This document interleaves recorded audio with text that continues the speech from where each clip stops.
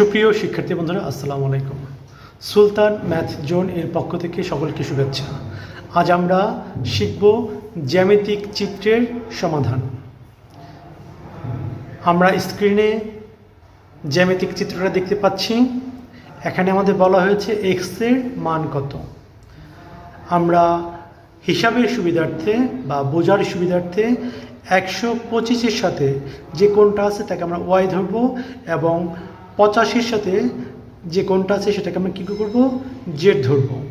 তাহলে আমরা প্রথম ক্ষেত্রে সরল কোণের সূত্র অনুসারে লিখতে পারি 125 ডিগ্রি অর্থাৎ 125 ডিগ্রি যোগ ওয়াই সমান 180 ডিগ্রি বা ওয়াই সমান 180 ডিগ্রি মাইনাস 125 ডিগ্রি, অতএব ওয়াইয়ের মান হচ্ছে আমাদের 55 ডিগ্রি। একইভাবে আবার আমরা লিখতে পারি 85 ডিগ্রি যোগ জেড মানে কোণ জেড সমান সমান কত, 180 ডিগ্রি। তাহলে আমরা লিখতে পারি কোণ জেড সমান কত আমাদের 180 ডিগ্রি মাইনাস 85 ডিগ্রি, অতএব জেড সমান সমান কত হতে পারে আমাদের 95 ডিগ্রি। আমরা এখন দুইটা কোণের মান পেয়ে গেলাম।